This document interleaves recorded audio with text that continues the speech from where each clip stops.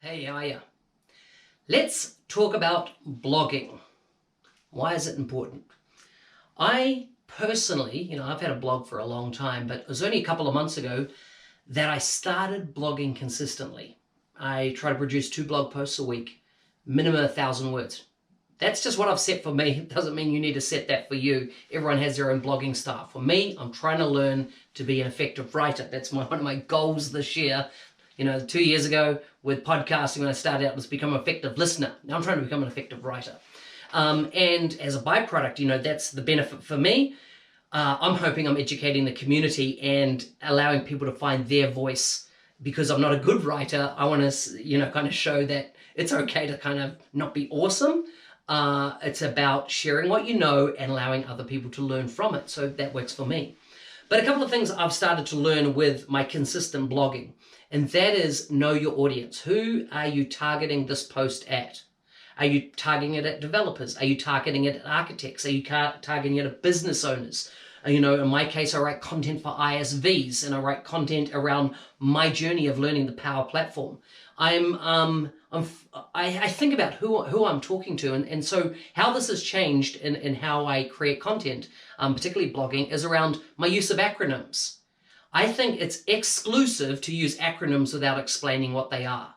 Right? And in IT, we have this bad habit of using 3-letter acronyms without explaining them. So I make it a habit, as always, in my blogs, explaining what an acronym is in that post, because I'm not assuming the person has context of knowing what that word means. So if I'm going to use the word PCF and talk about PCF, I'm going to first land that subject around the Power Apps Component Framework, in brackets PCF, to make that clear.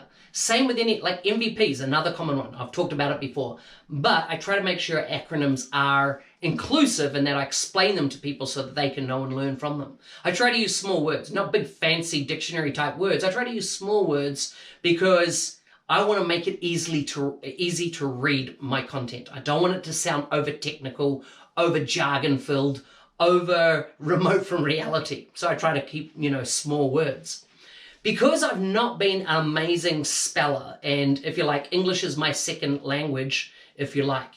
Well, I say it is. It's just that it doesn't come naturally. That's why I say it's my second language. Sure, I don't have it as another language. I don't know another language. But what I'm saying is, because it doesn't come naturally, I rely on IT tools to help me. So I rely on spell checker to kind of tidy up my spelling. Because for some people, that could be a blocker. So I try to clean that up.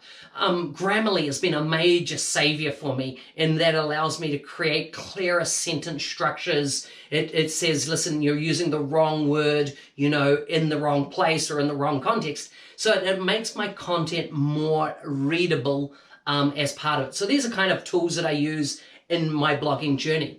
Once again, I come back to planning. I plan, 6-8 weeks in advance. What am I going to be talking on? What am I going to be blogging on specifically? And kind of what themes I'm going to be following. If you've looked at my content, I have key themes. I have key themes around ISV, career changes, helping people become the best version of them in our industry. I want to help as many people as I can become successful in Microsoft Biz Apps. Why? Because I've had a lot of success in it, and it's been awesome for my career and my life. So I want to pass that on. So I plan around those themes. I look at, Power Apps and Flow are where we're going in our future. So I'm much more talking about on those topics necessarily than Dynamics topics, which are, have been around for a long time. So I try to choose my themes, and that all comes down to planning. I look at keywords and what are the keywords, that people are searching for. So if you just type into Google search, it'll auto completing. You'll often see what the biggest things in our industry area that people are looking for. And I think, okay, people are searching for this, but not necessarily finding. There's a lot of keyword tools out there that you can use to help you find the topics that you should be talking about based on what people are searching for at the end of the day. And I leave with this, and I know I've said it so much in the past weeks, but consistency is important. And it comes down to putting those habits and those rhythms in place if you're going to get good at blogging. And the thing is that I've noticed my blogging has improved over time, and I find it much easier to get my 1,000 words written. It used to take me 3-4 hours, and now I'm down to about an hour it takes me to write 1,000 words and get that out and get my head clear on it. For a while, I tried to dictate them all and then have them transcribed. It just didn't work. There's something therapeutic about writing in that it causes you to analyze your ideas and go, does this make sense to other people, or does it just make sense to what's going around in here?